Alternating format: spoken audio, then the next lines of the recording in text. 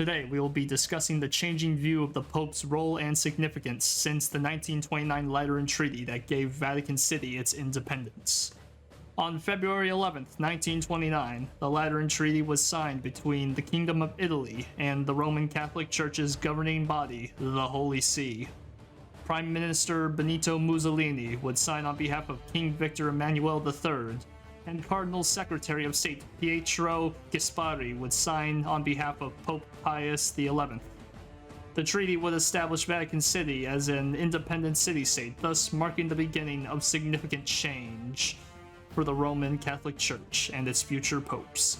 Before Vatican City's independence, there was a lot of contention between Italy and Vatican City due to the loss of the Papal States to Italian troops in 1870, known as the capture of Rome. The capture of Rome was primarily motivated by the Italian nationalist desire for Italian unification, which, in their eyes, could only be achieved by occupying Rome to have complete control of the capital, and thus Italy as a whole. The Papal States consisted of territory in central Italy that had been ruled by the Pope since the 8th century, but were now in the control of the Italian government. Vatican City and its popes would maintain their resentment towards the Kingdom of Italy until 1929, when the Lateran Treaty would grant Vatican City its independence under the sovereignty of the Holy See.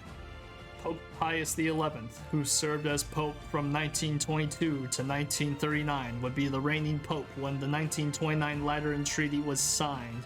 Much like the popes before him, Pope Pius XI would preach the Catholic Church's unity and emphasize the traditional teachings and doctrines of Christianity.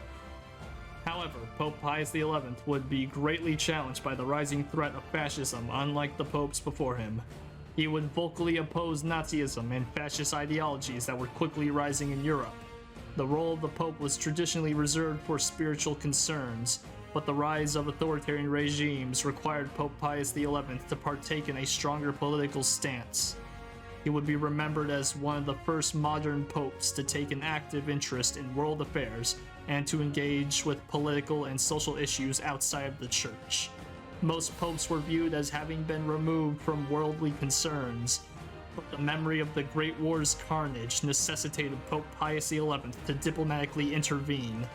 He would openly resist fascist Italy and Nazi Germany until his natural death in 1939. Several months after his death, Adolf Hitler would launch his invasion of Poland, thus beginning the Second World War. Following Pope Pius XI, Pope Pius XII will be tasked with the responsibility of upholding and maintaining the Vatican's status of neutrality during the Second World War. Although officially neutral, Pope Pius XII would discreetly provide aid to victims of war, shelter Jewish people from Nazis, and share military intelligence with the Allies.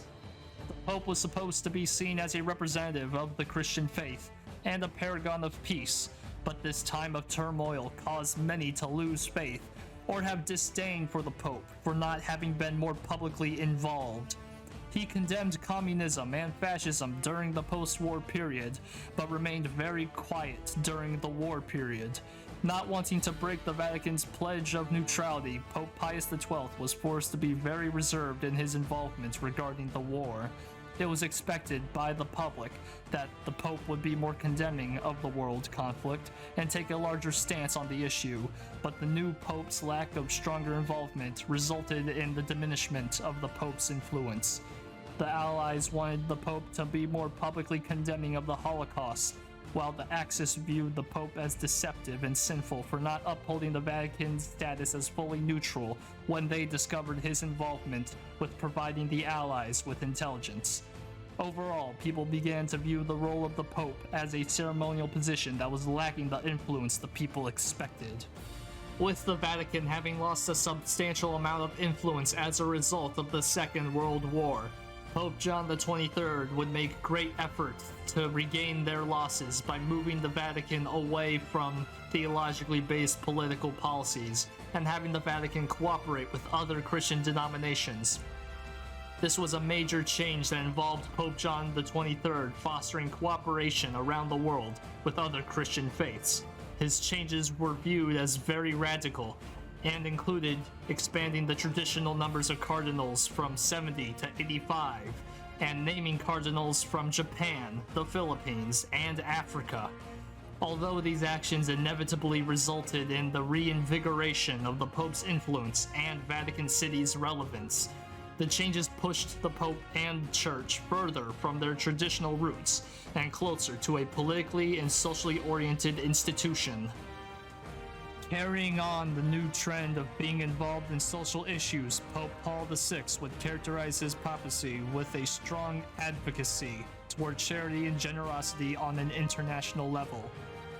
He spent his papacy reforming the Church to emphasize renouncing desires for wealth and splendor in favor of charity. As part of renouncing displays of wealth, he also renunciated shows of power. As a result of this renunciation, Pope Paul VI would also remove himself from displays of power, thus changing the role of the Pope from a highly spiritual position disconnected from worldly concerns to a mouthpiece for promoting virtue and societal awareness. The next two popes, John Paul I and John Paul II, would continue moving the Roman Catholic Church toward involvements with international relations and diplomatic affairs.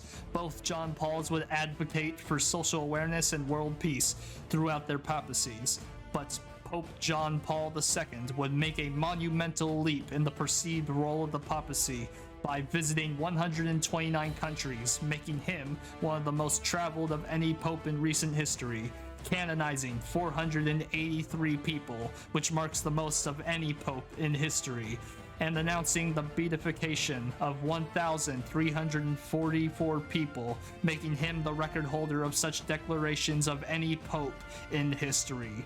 John Paul II's heavy involvement and participation in expanding the Church has led to the role of the Pope being seen as a more active and demanding position that can only be entrusted to capable people rather than just individuals of high spirituality and faith. While the College of Cardinals have always taken into consideration the qualifications of papacy candidates, the awareness of Pope qualifications would now expand into the public understanding. Pope Benedict XVI's reign would be known as the papacy's shift from a divine occupation to a ceremonial celebrity status. He would be processioned through the streets in an open-top papal car referred to as the Pope Mobile by the media. His canonizations would be more prolific and televised, and traditional mass greetings of the Pope are instead replaced with a modest dozen people, including cardinals, baptized families, and the clergy.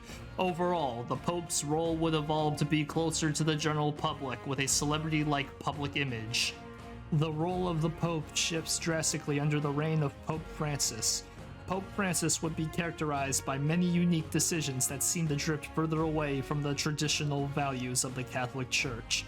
He would begin wearing non-traditional robes, commute with other bishops, and drive on his own rather than be chauffeured in the prestige of a private vehicle, and make efforts to decentralize the Church and his own role as the Pope. Additionally, he has participated in more news and media interviews than his predecessors, and he has participated in more publicly available events than any other pope in history. Pope Francis seems to prioritize social justice, world peace, and wide acceptance of those who wish to practice Christianity. Pope Francis seems to be reforming the Catholic Church to be less traditional in favor of adopting contemporary societal values. It would appear that the role of the Pope now prioritizes appearances and public opinion above tradition. Pope Francis has gradually lessened the religious significance of the Pope in favor of making the role more socially and politically oriented. The role of Pope currently takes more involvement with using its celebrity status to raise attention to issues both relevant to and outside of the Catholic Church.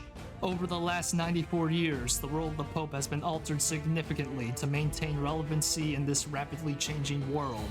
The role of the Pope was once viewed as an unyielding defender of traditional Catholic doctrine, but has since changed in recent years to welcome all Christian denominations, uplift marginalized groups, and project influence when necessary to maintain world peace.